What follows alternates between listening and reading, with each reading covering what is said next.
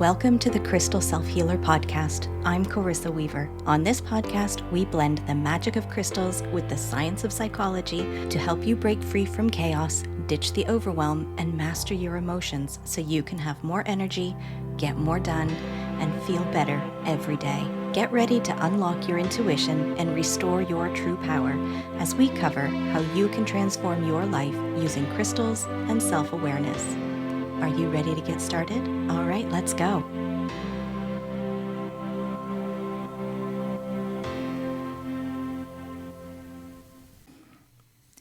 When life gets hectic, schedules are packed, and people place demands on your time, it can feel overwhelming. The best thing you can do in those moments is ground yourself. I don't know about you, but just thinking about the holiday season can make my stomach tighten. As a child, I adored the holiday season. The hustle and bustle, the decorations, the family and friends getting together, the sparkle in the air. But as an adult, being the one who is responsible for making all the magic happen for everyone else, it started to feel like a heavy burden. Being responsible for creating joy for everyone else became exhausting. Competing demands for my time and attention, the pressure to show up everywhere, and the need to manage everyone's experience left me feeling depleted. If you've ever found yourself stretched thin, trying to meet expectations, or like you're the cruise director for everyone else, this episode is for you. We're going to dive into how you can ground your energy with crystals so you can stay centered and calm no matter what life brings. I'll share a process for letting go of obligations that don't serve you so you can stand in your truth. In episode 44, we talked about emotional exhaustion. And while it comes in here today, this episode takes a slightly different focus.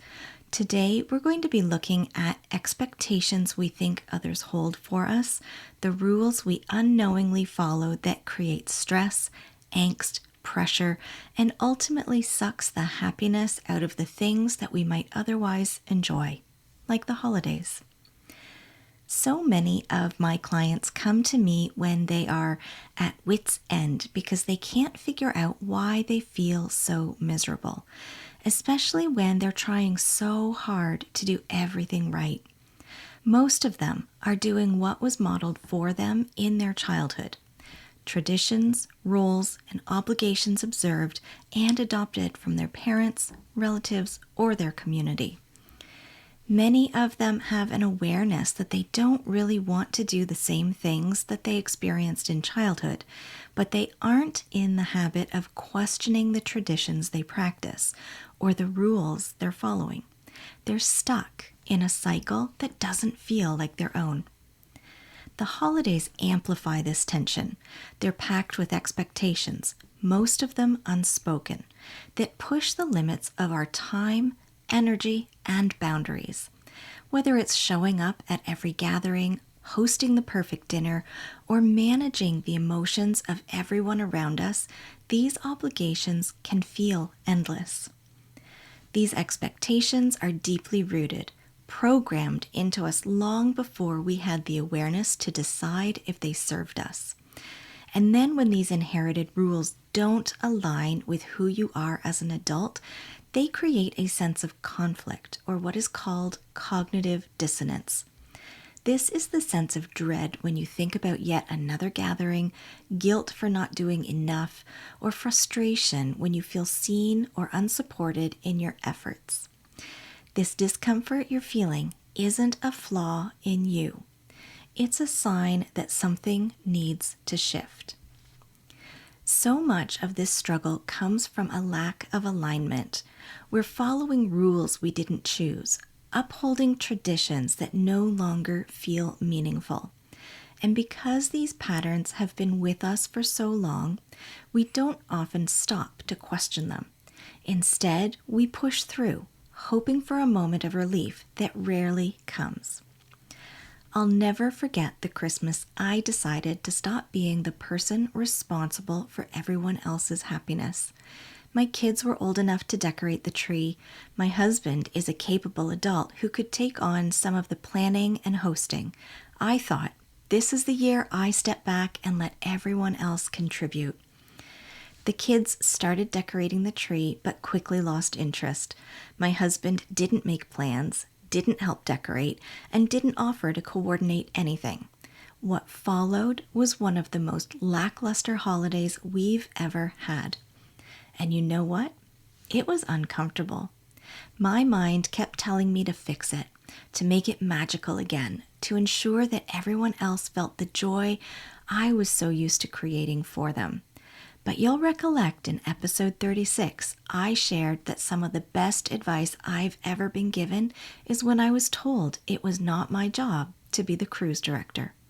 So in this instance, I stayed firm, reminding myself that I wasn't doing this to spite anyone. I was doing it because I wasn't happy.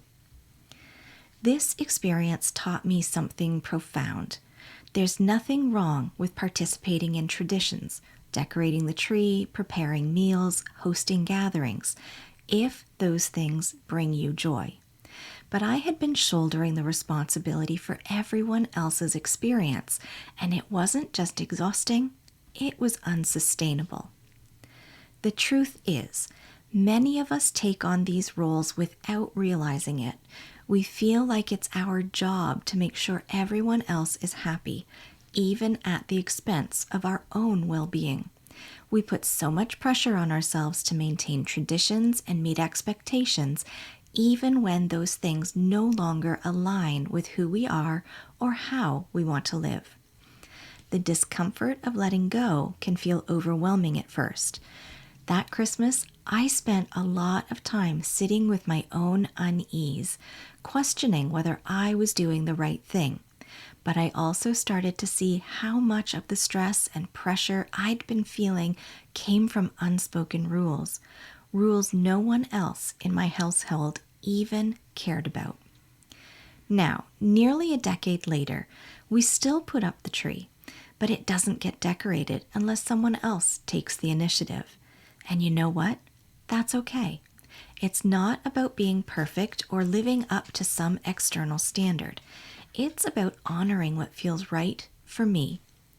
This process of stepping back isn't easy. You might worry about disappointing others or fear the reactions you'll get when you set boundaries. But here's what I've learned. Most of the time, the people around you are far less concerned about these things than you think. The real challenge is quieting that inner voice, the one that tells you it's your job to keep everything running smoothly. The more you release that responsibility, the more grounded you'll feel, and the easier it will become to focus on what truly matters. In order to create this life that truly honored my own needs, I had to go through a sort of deconstruction, a process of sorting out what was creating my discomfort, deciding what I wanted to keep, establishing boundaries, and standing in my agency. At first, it felt overwhelming. I was untangling a knot I had spent years tightening. But as I went through the process, I realized that everything I unraveled brought unexpected relief, a comfort I hadn't known was possible. I had to get honest with myself about the weight of inherited expectations, those deeply held, sometimes unrecognized rules that were dictating how I showed up in my relationships and obligations. As I examined them, it became clear that much of my discomfort wasn't about what I wanted, but about the fear I held around disappointing others.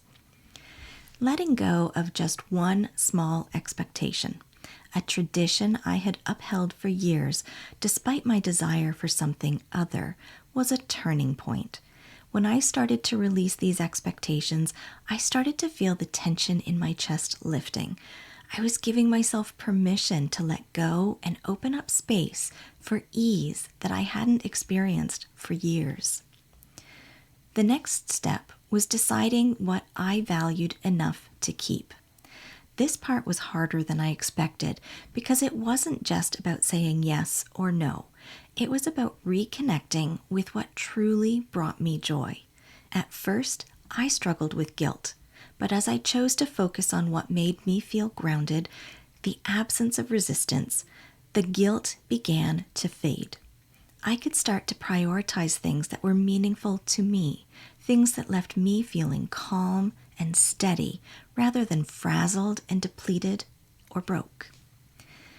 Then came the work of boundaries, and this stage was messy. Saying no felt unnatural and uncomfortable, but it was also liberating. That first time you say no to something and get met with indifference will surprise you as well as provide confirmation that you've been carrying the burden of obligations no one else has asked you to. When I experienced this, it gave a whole new sense of security, giving me the anchor that I could trust myself to set limits and survive the consequences. You won't always be met with indifference when you start to say no, and that's what keeps this work an ongoing process. But the more you do it, the more you learn you can trust your decisions, your judgment, and that it's okay to say no when you really need to. The easier and more natural it will feel. Standing in my agency was the final step, and this required courage. It wasn't about just saying no, but about starting to say yes to myself, to the life I wanted to create, the way I wanted to feel about things. I had to learn to be okay with the discontent of other people. Not in a cold or uncaring way, but in a way that honored my limits and choices. For the first time, I started to feel free of the constant need to monitor how others were responding to me. I didn't need to measure my worth against their reactions anymore, and that freedom was grounding in a way I didn't know I needed. I realized that grounding wasn't just about calm moments or quiet practices. It was about alignment. It was about shedding what didn't serve me, holding on to what did, and walking through the discomfort or change with my feelings planted firmly in my truth. Each step brought clarity and stability, making me feel not only lighter, but more rooted in who I was. It's not a perfect process, and there are still moments when the old habits resurface. But each time I choose to step into this new way of being, I reclaim a little more peace and self-trust. That is the grounding, the steady, quiet assurance that I am enough, that I am capable, and that I deserve to stand in a space that feels like my own. It's not about fixing what's wrong. It's about uncovering what's true. It's about finding your way back to yourself, peeling away the layers of expectations and the rules you never agreed to, and standing in the simple, profound truth of who you are and the beautiful life you deserve. So today I'm going to be offering malachite as a suitable crystal to work with. Malachite is helpful for grounding as it will help you identify the steps necessary to bring your dreams, wishes, and visions into your reality. It helps you connect with your inner strength, helping you feel rooted, allowing you to choose joy and authenticity over obligation. Malachite will reveal energetic and emotional boundaries and helps you honor them.